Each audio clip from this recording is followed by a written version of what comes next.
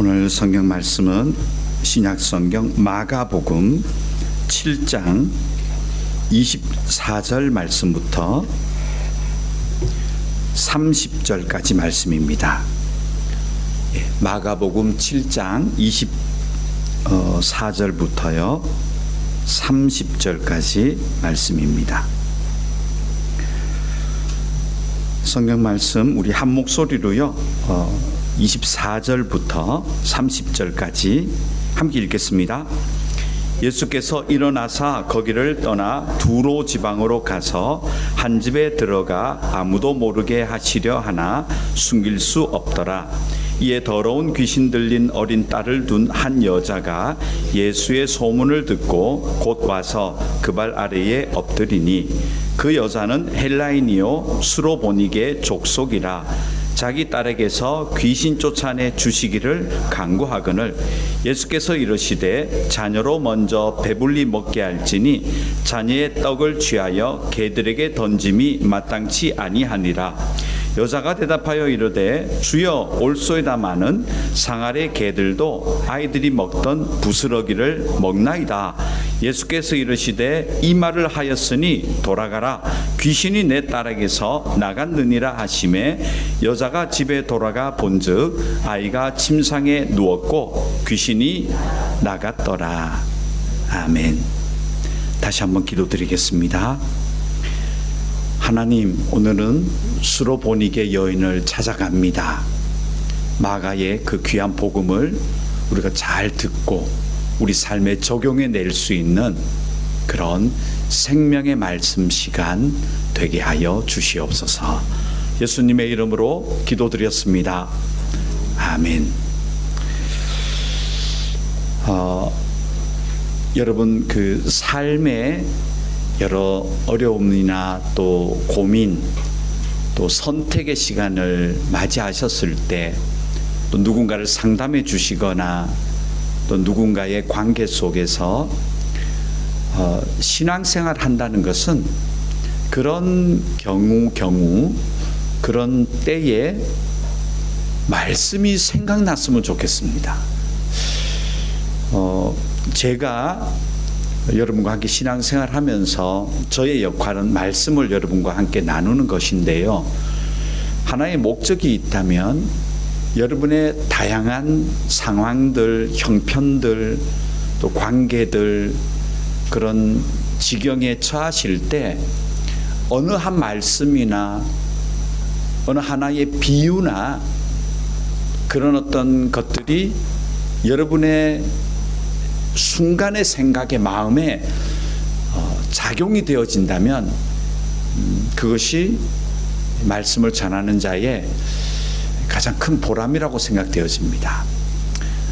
제가 이 말씀을 드리는 이유는 이 마가복음이 조금 지루할 수도 있고 또 재미가 떨어질 수도 있겠지만 성경 그 자체를 여러분들에게 나눔으로 말미암아 내용들이 여러분 삶의 현장에서는 하나님의 호흡으로 하나님과 함께하는 호흡으로 그렇게 작용했으면 좋겠다 하는 생각이 있습니다. 그런 마음으로 여러분과 오늘도 마가복음을 나누어 보겠습니다. 자, 마가복음 7장을 한번 상기해 주세요. 제가 지지난주에 2주 전에 말씀을 드렸었는데요. 마가복음 7장에는 크게 두 부류의 사람이 나옵니다. 이 7장에는 한 부류의 사람은 1절부터 23절까지고요. 또 한 부류의 사람은 24절부터 오늘 본문 30절까지입니다. 두 부류의 사람은 국적이 달라요. 1절부터 23절의 국적은 이스라엘 사람들입니다. 유대인이라 그러죠. 그리고 오늘 나오는 이 사람은 국적이 이방인, 헬라인 혹은 수로와 시돈의 여자, 그리고 마가는 수로보니게 이렇게 적어놨어요. 이게 어디냐면 로마 때에 지역을 분할해서 이름을 줬죠. 소아시아, 그리고 지금의 시리아 있죠. 시리아, 터키 밑에 있는 시리아, 이 전체를 수리아라고 불렀습니다. 그래서 우리가 왜 보면 베트남도 그래요. 이 마을 이름이 같은 이름들이 여러 지역에 중복되거든요. 그래서 베트남 교회 이름도 중복될 수가 있어요. 그래서 앞에는 뭘 적느냐, 어느 지역에 있는 무슨 교회. 왜? 그래서 저도 대구의 성덕교회 파송 선교사인데요, 성덕교회 그럼 서울에도 있어요. 그래서 저는 소개할 때 대구 성덕교회입니다 이렇게 얘기해요. 수로보니게라는 말은 수리아에 있는 베니게 지역입니다. 수리아 베니게 사람입니다. 즉 베니게라는 곳이 수리아 말고도 저 북아프리카에도 있고 또 조그만 동네에도 있을 수 있었겠다 생각이 되어져요.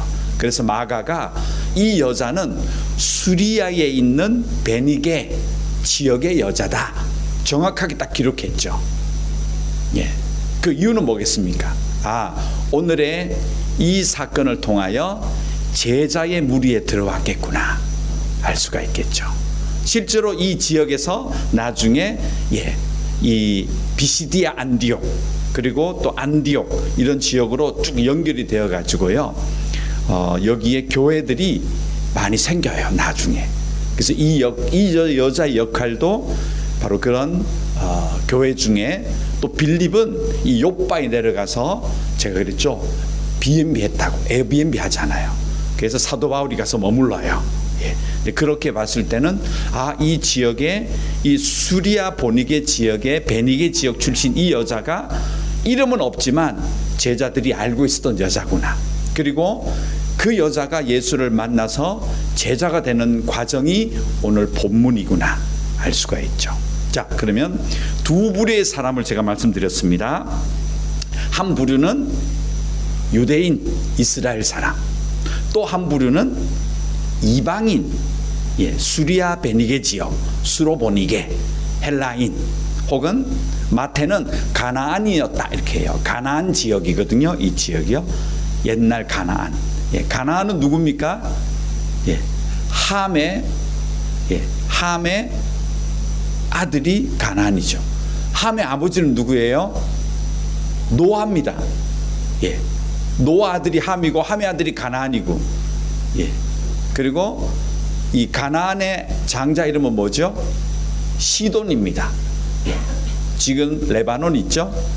레바논.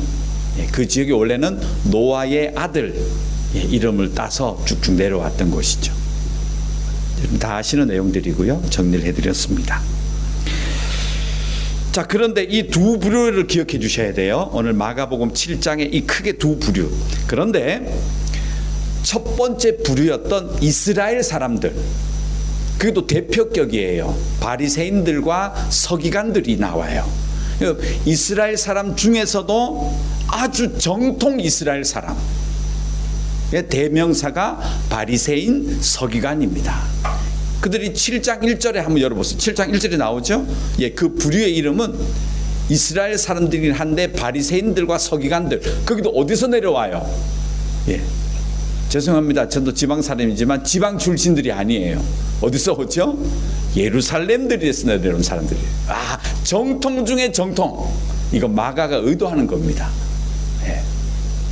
정통 중에 정통이 내려왔는데 예수님이 그들을 뭐라고 인정하죠? 내 자녀들이다.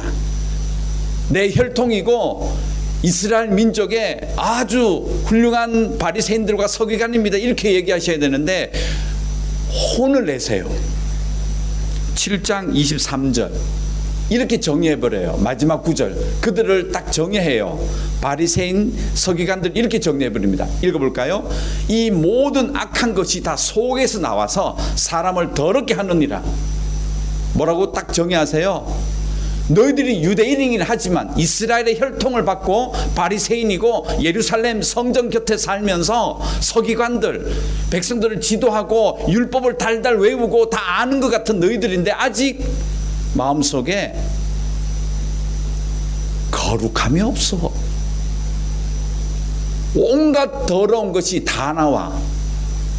명함에는 바리새인, 서기관, 나는 정통 예루살렘 사람라고 썼지만 겉보는 것과 다르게 너희들 속에는 온갖 더러운 것들이 나와서 아직 거룩함에 이르지 못한 존재들이야. 이렇게 딱 정해버려요. 근데 마가의 의도를 보세요. 이걸 듣고 그냥 화가 나가지고 그럴 수 있습니까? 이런 얘기 안 나와요. 즉 23절로 끝나버려요. 이 구절이. 정통적인 바리새인과 서기관들을 예수님이 만나는데 그들 어떻게 딱 정의하시냐면 마음속에 더러움이 있는, 인종도 필요 없어, 이스라엘도 필요 없고 바리새인도 필요 없고 성경을 많이 안다고 신앙인이 아니란 얘기예요. 성경 아는 거예요. 뭐 세상 사람들, 철학 박사들, 뭐 강사들, 성탄절이 되면 온 세상 사람들이 성경 내용 다 인용하고 심지어 성경 구절도 인용하잖아요. 그렇죠? 뉴스의 앵커가 온 세상에 뭐 평화를 주러 온 예수의 뭐 이렇게 막 읊잖아요. 우린 그걸 믿음이라고 하지 않아요. 그 지식이죠. 바리새인과 서기관들은 지식층이었어요. 그러나 믿음이 없었어요. 그래서 예수님께서는 속에 있는 더러움이 아직 해결되지 못한 존재들 이렇게 딱 치부하시는 거예요. 그 다음 24절에 이 여자가 딱 등장하는 거예요. 예수께서 일어나서 거기를 떠났다. 예, 딱 이 두 개를 연결해 놨죠. 예. 정통 이스라엘 사람들을 딱 떠나서 두로와 시돈 지방으로 갔다.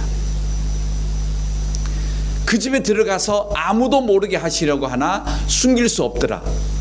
자, 왜 이렇게 얘기하냐면 당시의 이스라엘 사람들은 두로와 시돈 지역은 피가 너무 혼혈이 되어 가지고요, 과거에 수많은 민족이 쳐들어와서 피가 다 혼재가 됐습니다. 그래서 이들은 과거에 뭐 노아의 장자의 뭐 자손이 시돈까지 내려오고 다 필요 없어. 여기는 완전히 이방 지역이 되었습니다. 그래서 상종도 하지 않아요. 당연히 예수님은 제자들과 함께 한 집에 들어가서 아무도 모르게 하시려고 했다. 이거 의도적인 거예요. 뭘 보여주고 계시죠? 이스라엘 사람들은 이방 사람들을 교제도 하지 않는다. 나도 그렇다. 이렇게 하시면서 두 민족의 정체성을 뚜렷하게 보여주고 계세요. 그렇죠? 물론 예수님이 하나님이시니까 사랑이 많으신 분이니까 두로로 가나 시돈을 가나 저기 밑에 아프리카를 가나 아시아를 가나 얘들아 나는 너를 사랑한다 이래야 되는데 이 성경 구절을 보십시오. 한 집에 들어가서 숨어 있으려고 했다. 정말 하나님이 숨으려고 하면 그 사람 눈을 못 속이겠어요? 근데 뭐예요? 들켰다. 이 이야기는 일부러 그랬다는 거죠. 하나님이 그거 못 숨겠습니까? 숨바꼭질 하다가 걸리셨어요? 아니잖아요. 뭘 보여주고 계시죠? 나도 이스라엘 사람이고 날 따라는 지금 제자들 함께 하실 거 아니에요. 우리는 이스라엘 사람들은 이 이방인들하고 접촉을 하지 않아. 그래서 두로와 시돈 지방에 왔지만 우리는 몰래 들어와서 가급적이면 이 이방인들하고 접촉을 하지 않을 거야 라는 모습으로 보여줬다는 거죠. 그럼 제자들이 보고 주위 사람들이 보기에는 선명하게 예수님은 어디 지역 사람이라는 거예요. 유대인이다, 이스라엘 사람이구나, 이걸 의도적으로 보여줘요 지금. 예. 그래서 아무도 모르게 하시려나 숨길 수 없더라. 예. 이렇게 보여주는 거죠. 자, 그때 이 여자가 나타난 겁니다. 예. 더러운 귀신 들린 어린 딸을 둔 한 여자, 예수의 소문을 듣고 곧 와서 그 발 아래 엎드렸다. 26절도 볼까요? 그 여자는 헬라인이요 수로보닉의 족속이라 자기 딸에게는 귀신 쫓아내 주시기를 간구했다. 마태복음 15장 22절 똑같은 내용이 마태와 마가복음에만 나와요. 이 수리아의 베니게 지역의 여자를 만나는 이야기는 마태와 마가에만 나옵니다. 근데 마태는 이렇게 기록해요. 누구였다 보실까요?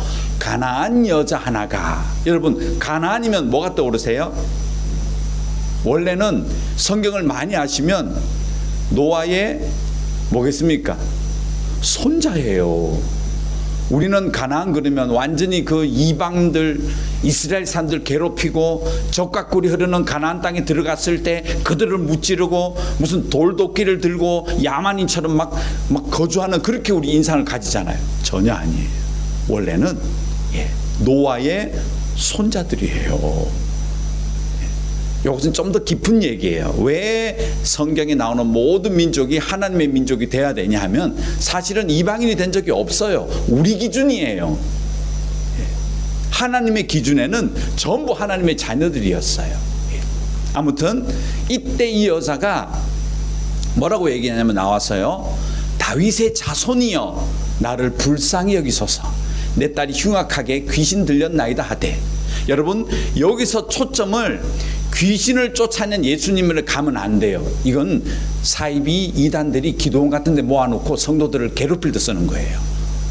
그래서 뭐 헌금하면 뭐 낫게 해준다. 나와라 그래가 막 때리면서 막 잘못 맞으면 아프잖아요. 그렇게 하면서 이거 잘못 쓰는 거예요. 여기 기준은 그게 아니에요. 하나의 표징이에요. 귀신이 물러난다는 것은요. 하나님의 나라가 이겼다는 뜻이에요. 사탄의 나라를 무찔렀다는 뜻이에요. 근데 이 여자의 단순한 믿음이 아니에요. 그저 자기 딸을 낳게 하고자 하는 그런 신앙적인 열심이 아니에요. 왜 그러냐면 마태는 이걸 잘 기록하고 있어요. 무엇이라고 그가 얘기했냐면 그 여자가 다윗의 자손이라고 얘기했다는 거예요. 이거 굉장히 중요한 의미예요. 예레미야 23장 5절 한번 볼까요? 읽겠습니다. 여호와의 말씀이니라. 보라 때가 이르리니 내가 다윗에게 한 의로운 가지를 일으킬 것이라. 그가 왕이 되어 지혜롭게 다스리며 세상에서 정의와 공의를 행할 것이며. 아멘. 예레미야, 이사야, 에스겔 그 외 많은 구약 성경에서는 결국 누가 온다는 거예요? 우리를 구원할 메시아가 오는데 이 메시아는 다윗 왕이 하나의 표시다. 다윗 왕과 같은 모양으로 온다. 그래서 다윗의 뿌리로 말미암아 다윗 왕처럼 오기 때문에, 왜냐하면 다윗 왕은요 세상을 평정한 왕이거든요.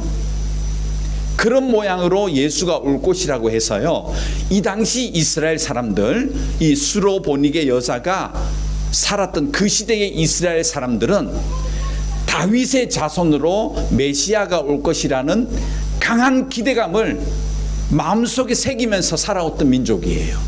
다윗의 자손이 올 것이다. 다윗의 자손이 왕처럼 올 것이다. 근데 예수는 초라하게 와서 넌 아니야 이렇게 한 거예요. 지금도 기다리고 있잖아요. 유대인들은 왕 같은 다윗이 오기를. 그런데 이 이방 여자가 예수에 대한 지식을 어떻게 갖고 있어요? 다윗의 자손입니다 라고 했다는 것은 이 수로보닉의 여자에게도 예수를 무엇으로 보고 있습니까? 세상을 구원할 메시아 사상으로 이 여자가 예수 앞에 고백하는 거예요. 이거 중요한 이유가 있어요. 왜? 이 여자의 얼굴은 누구예요? 유대인이 아니고 이방인이잖아요. 옆에 가지도 않는, 그 마을에 갔지만 상종도 하지 않은 그 마을에 갔는데 그 이방인 여자가 나와서 한다는 얘기가, 예수님 당신은 메시아입니다, 유대인들이나 고백하는 그 메시아 사상을 이 여자가 고백하고 있다는 거예요. 자, 여기서 벌써 약간의 비교가 벌써 되고 있죠. 예루살렘에서 내려온 바리새인들과 서기관들과 유대인들이 가서 드러내놓고 다니지도 않는 그런 더럽다고 생각하는 이방인들이고 개들이 산다고 생각하는 집에 애완견을 키우시는 분들 죄송합니다. 예, 그 당시에는 이 이방인들을 개처럼 여겼어요. 예. 그래서 그렇게 생각하는 마을에 갔는데 그 마을 여자가 나와서 한다는 얘기가, 예수님은 다윗의 자손입니다, 이스라엘 사람들이나 고백하는 얘기를 이 여자가 했다는 거예요. 뭔가 지금 조짐이 반대로 흘러가고 있죠. 이 성경이, 마가복음 7장이 반대로 흘러갑니다. 자, 지금부터는 반응이 굉장히 중요합니다. 15장, 마태복음 15장 24절. 마태복음에서는 예수님이 그 여자에게 이렇게 대답했다 그래요. 볼까요? 예수께서 대답하여 이르시되 나는 이스라엘의 집에 잃어버린 양에는 다른 데로 보내심을 받지 아니하였노라 하시니, 예, 나는 메시아이긴 한데 내가 처음으로 가야 될 곳은, 예, 여기서 나중에 목회자가 될 수도 있습니다. 좋은 기억이 될 겁니다. 네. 자, 다시 할게요. 마태복음 15장 24절 보세요. 예. 여기 보면 예수님이 처음에 이렇게 대답해요. 나는 이방인들은 대상이 아니야. 이렇게 얘기했다는 거예요. 그렇죠? 이스라엘 집에 잃어버린 양에게 왔지 나는 다른 이방인들은 아니야. 얘기합니다. 그 다음에요. 26절 볼까요? 이렇게 비유해요. 대답하여 이르시되 자녀의 떡을 취하여 개들에게 던짐이 마땅하지 아니하니라. 자, 지금까지는 이 개념은 무슨 개념이에요? 유대인들이 이방인들을 생각하는 개념이에요. 메시아는 누구에게 온다는 거예요? 이스라엘의 메시아지 우리 같은 한국 사람이나 베트남 사람이나 그런 자들의 메시아가 아니야. 이건 누구 관점이에요? 지금 이 관점이 이스라엘 제자들의 관점이에요. 제자들은 이 얘기 들으면서 뭐라고 생각했겠습니까? 그렇지, 이 여자는 뭐야 이거. 예수님이 더 심하게 얘기해요. 자녀의 떡을 취하여서 내 자녀들 이스라엘 사람들을 그들에게 생명의 떡으로 와서 양식을 먹여주고 그들을 풍성하게 해야 되는데 이방인, 개처럼 여기는 이방인이 와서 그 은혜를 달라 하면 내가 줄 수 있어? 예, 이렇게 얘기했다는 거예요. 여기까지 보면 지금 예수님이 완전히 이스라엘 사람이잖아요. 예, 제자들이 그래 맞아 했을 거예요. 마가복음 7장 27절은 이렇게 얘기합니다. 같이 읽죠. 예수께서 이르시되 자녀로 먼저 배불리 먹게 할지니 자녀의 떡을 취하여 개들에게 던짐이 마땅치 아니하느라. 예, 같은 말을 마가는 이렇게 기록해요. 즉 하나님의 마음은 누구를 배불리 먹고 하고 싶다. 누구를 배불리 먹이게 하고 싶다. 자녀들을 배불리 먹이게 하고 싶다. 그런데 자녀의 범죄에도 들어지 않은 개들에게 던지는 것 이건 아니지. 예.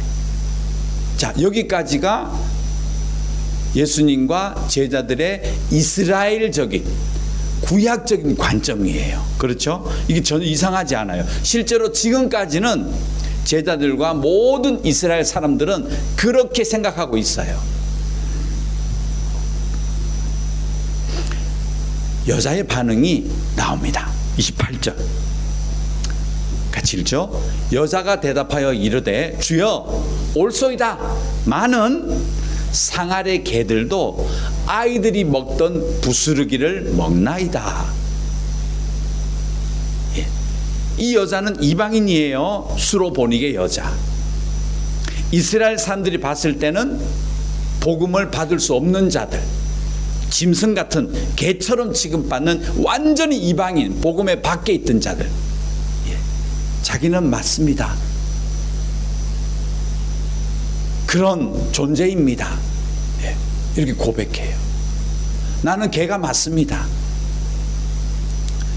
그런데 나 같은 개 같은 이런 인생에게도 먹을 것 좀 주시면 안 되냐고 얘기하는 거예요. 이 고백이 뭔가 반전이 있을 것 같죠? 마태복음 열어볼까요? 15장 27절. 자, 같이 읽죠. 여자가 이르되 주여 옳소이다마는 개들도 제 주인의 상에서 떨어지는 부스러기를 먹나이다 하니. 여자는 알아요. 자기는 이방인이에요. 이스라엘 사람이 아니에요.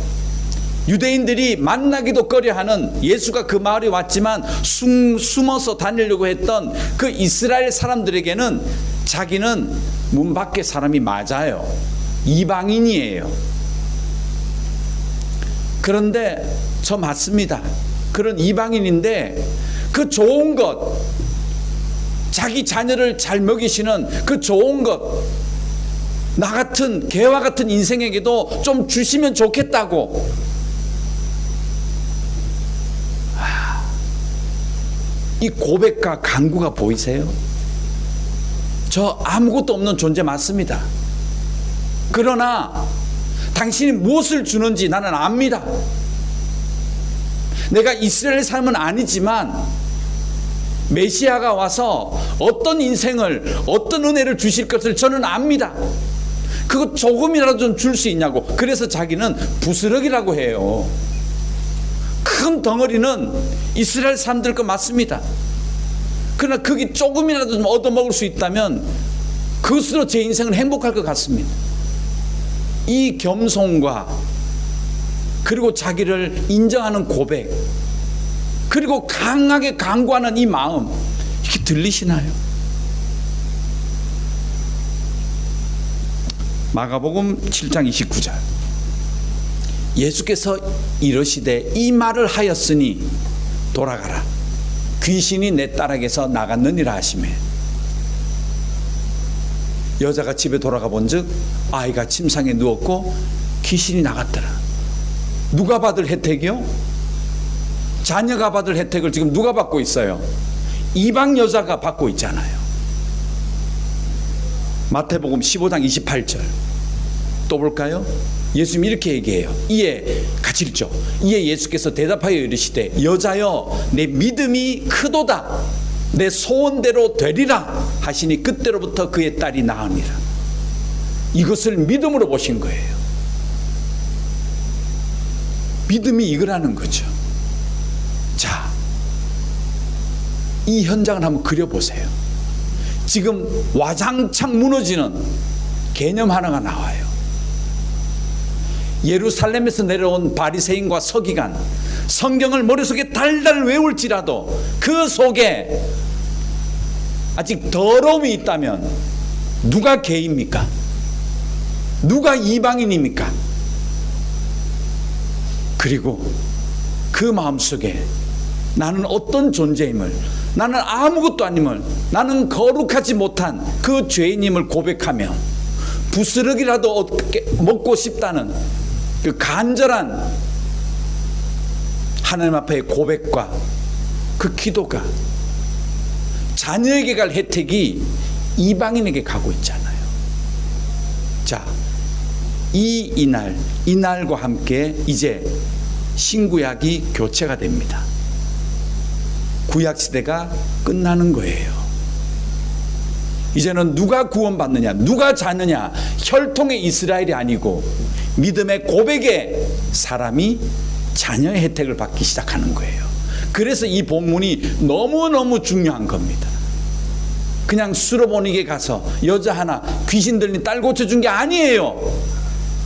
그런 간단한 얘기가 아닙니다. 이 마가복음 7장 이야기는 굉장히 중요하고요. 드디어 민족이 초월되고 있습니다. 그렇죠? 사람들은 이스라엘 사람이기 때문에 우리는 구원받은 민족인 줄 알았고, 세상에 우리는 선민이라고, 지금도 이스라엘이 하나님의 나라인 줄 알고 착각하는 분들 제발 정신 차리세요. 아닙니다. 지금은 한국 사람이건 베트남 사람이건 어느 누구건 자기를 개와 같이 자기의 더러움을 내어놓고 회개하는 자, 영접하는 자, 그 앞에 고백하는 자가 자녀가 되는 혜택이 우리에게 주어지는 시대의 첫 전환점이 수로보니게 여자입니다. 이 놀라운 현장에 제자들이 있었던 겁니다. 그래서 요한복음 1장 12절 다 하시는 얘기지만 이 사건을 직접 옆에서 봤다는 요한이 어떻게 기록하죠? 보시죠. 1절 영접하는 자, 곧 그 이름을 믿는 자들에게는 하나님의 자녀가 되는 권세를 주셨으니. 이제 다르게 보이시죠? 이 구절이 그냥 이 구절만 딱 물론 좋은 구절 맞아요. 아, 요한이 수로보니게 그 여자의 현장에서 훈련받았구나. 누가 자녀인지를 이제 완전히 깨우쳤구나. 이 여자 만나기 전에 자녀는 이스라엘인 줄 알았어요. 율법을 알고 여러 가지 제사를 드리고 성전에 올라가서 속건제를 드리고 행사가 때가 되면 절기가 되면 유월절이 되면 성전에 올라가서 예배 행위를 하면 구원받는 줄 알았어요. 그게 자녀인 줄 알았어요. 아니에요. 성경을 아는 사람이 아니고요, 믿고 고백하는 자예요. 그래서 이스라엘의 시대가 아니구나. 이제는 누구든지 자기 죄를 고백하고 그 부스러기라도 먹겠다는 심정으로 나가는 자가 하나님의 자녀가 되는 시대가 되었구나. 이거 본 거예요. 제자들을 데리고 가셨다나요. 요한이 이거 본 거예요. 그리고 성경을 적는 거예요. 아, 하나님의 자녀는 수로보니게 여자도 하나님의 자녀의 놀라운 그 권세 받는 것을 봤다. 이렇게 기록하잖아요. 그 밑에 보세요. 뭐라고 하죠? 이는 혈통으로나 육정으로나 사람의 뜻으로 나지 아니하고, 이스라엘이 아니에요. 어디예요? 오직 하나님께로부터 난 자들. 믿음으로 고백하는 자가 진짜 자녀의 혜택을 받아내는구나. 이걸 요한이 본 겁니다. 더 있죠? 베드로전서 2장 9절 가볼까요? 베드로도 그 현장에 있었잖아요. 이렇게 고백합니다. 읽어보죠. 그러나 너희는 택하신 족속이요 왕같은 제사장들이요 거룩한 나라요 그의 소유가 된 백성이니 이는 너희를 어두운 데서 불러내어 그의 귀한 빛에 들어가게 하신 이의 아름다운 덕을 선포하게 하려 하심이라. 예, 베드로도 이스라엘 사람 중에 이스라엘 사람이었지만 어떻게 얘기하죠? 아니다. 주 예수를 구주로 고백하는 마음의 거룩함을 받는 자가, 그가 바로 새로운 족속, 이게 종족이에요. 민족이라는 뜻이에요. 새 민족의 시대가 되었다는 거예요. 이게 이스라엘의 시대가 아니라는 거예요.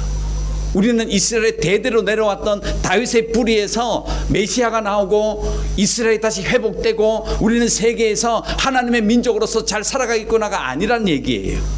새로운 족속의 시대가 나타났다. 이 족속은 이스라엘의 혈통이 아니고 사람으로 난 시대가 아니고 입을 열어 고백하는 시대. 누구든지 자기가 죄인임을 고백하고 거룩하신 하나님 앞에 나아가서 부스라기라도 먹겠다는 말씀의 떡을 사모하는 그가 새로운 종족이 되었구나. 택하신 종족이다. 거룩한 자다. 거룩한 나라라고, 새로운 나라를 베드로가 얘기하는 거예요. 이스라엘의 회복이 아니에요. 여러분 착각하지 마세요. 그런 거 없어요. 뭐 백투더 예루살렘 엉터리 같은 얘기예요. 성경이지 않아요. 누가 하나님 나라가 되느냐? 죄를 고백하는 자예요. 이 시대의 전환이 일어나고 있는 거예요. 하나 더 볼까요? 계시록 가보죠. 7장 13절. 하나님이 한 번 더 딱 도장을 찍으세요. 볼까요? 장로 중 하나가 응답하여 나에게 이르되 이 흰옷 입은 자들이 누구며 또 어디서 왔느냐? 사도 요한이 하나님의 환상 가운데 하나님 나라를 봐요. 그때 수많은 흰옷 입은 자들이 예수의 보좌 주위에서 찬양을 하면서 모여 있는 거예요. 그때 그 중에 있던 장로님 한 분이 와서는 그 환상을 보고 있는 사도 요한에게 이 흰옷 입은 자들 보여? 누구야? 이렇게 물었어요. 그랬더니 14절 읽어볼까요? 내가 말하기를 내 주여 당신이 아시나이다 하니, 이거 의미 있는 얘기예요. 지금 사도 요한은 누굽니까? 이스라엘 사람이잖아요. 그는 하나님 나라를 보면서 그게 당연히 예수님 주변에 있는 장로님들이나 수많은 천군 천사들, 흰옷 입고 찬양하며 있는 그 수많은 사람들을 무엇으로 봤겠어요? 이스라엘 사람들로 봤겠죠. 근데 그 장로님이 묻는 거예요. 오히려 누구야? 당신이 하시잖아요. 얘기는 뭐죠? 너가 보는 사람들은 이스라엘 사람이 아니야. 그걸 강조하기 위함이에요. 그래서 그 장로님이 설명을 해줘요. 그가 나에게 이르되 이는 큰 환란에서 나오는 자들인데 어린 양의 피에 그 옷을 씻어 희게 된 자들, 이렇게 딱 정의를 해줘요. 즉 하나님 나라 백성은 이스라엘 시대가 아니고, 사도 요한이 하나님 나라 가서 환상 가운데 그 수많은 흰옷 입은 백성을 보았는데 자기 눈에 이스라엘 사람들이 아니었어요. 그 장로님이 설명하는 거죠. 이제는 이스라엘의, 너는 유대인이지만 이스라엘 시대가 아니야. 유대인의 조건으로 저 자리에 서는 게 아니고 예수님의 어린 양의 피에 그 거룩하게 된 자들, 더러운 옷을 보혈의 피로 하얗게 된 자들이 저 예수 옆에 서 있는 새로운 나라야. 이걸 사도 요한에게 보여준 거예요. 철저하게 이 유대인이었던 사도 요한이 이 다음부터 무슨 말로 설교하고 무엇으로 복음을 전했겠습니까? 유대인들에게 전했겠습니까?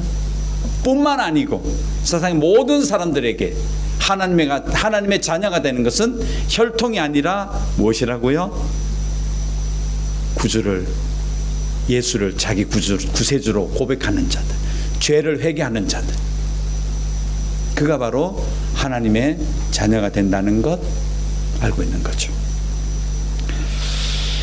말씀을 정리하겠습니다. 오늘 마가복음 7장에 나오는 수로보닉의 여자 만나는 이 사건이요, 단순한 귀신 쫓아내고 이런 거 아니에요. 굉장히 중요한 시대 전환가요, 개념이 전환돼요. 누가 자녀의 혜택을 받는가? 7장 1절부터 나왔던 유대인들이 아니에요. 오히려 그들은 유대인들이고 율법을 알았지만 마음속에 더러움으로 가득 찬 자들은 자녀의 혜택이 이제는 없습니다. 비록 그가 수리아 지역에 완전히 이방인 중에 이방인, 예수님 무리도 가서 접근하기도 싫었던 그곳에 있는 여자였지만 그가 예수를 구세주로 고백하고 메시아로 고백하고 자기는 개다라는 그 자기의 고백, 인정, 그 고백 가운데 나갔을 때 정말 자녀의 혜택은 이스라엘이 아니고 고백하는 자에게 내려지고 있는 이 시대적인 전환, 하나님 나라의 도래, 그 놀라운 복음의 본질을 오늘 마가복음 7장에 기록해 놓은 겁니다. 사랑하는 여러분, 그러므로 우리는 이제 모든 삶 속에 우리의 거룩함과 싸우셔야 돼요. 이 여자처럼 죄를 인정하시고요, 그분 앞에 나가셔야 돼요. 하나님의 자녀가 되는 권세는 알므로, 유대인으로 오는 것이 아니고요, 죄를 고백함으로, 예수를 인정함으로 하나님의 진정한 자녀의 혜택을 받게 되는 것입니다. 날마다 죄와 싸우시고요, 거룩한 삶을 유지하시려고 애쓰시는, 그러므로 온갖 자녀의 혜택을 하나하나 누리시면서 흰옷을 입고 이 땅을 살아가는 그런 여러분과 제가 되어지기를 간절히 소망합니다. 기도하겠습니다. 하나님 아버지, 수로보닉의 여자가 진정한 자녀의 혜택을 받게 되는 것 오늘 보았습니다. 아버지 하나님, 아는 것보다 고백하고 믿음으로 나아가는 저희 모든 성도들이 되게 하여 주시옵소서. 하나님, 우리가 아무것 보잘것없는 존재임을, 그리고 늘 죄와 싸워야 되는 약한 존재임을, 악한 존재임을 주님 앞에 고백하며 그 부스러기라도 간절히 애원했던 그 여인의 간절함이 우리의 삶에도 있게 하여 주시옵소서. 예수님의 이름으로 기도드렸습니다. 아멘.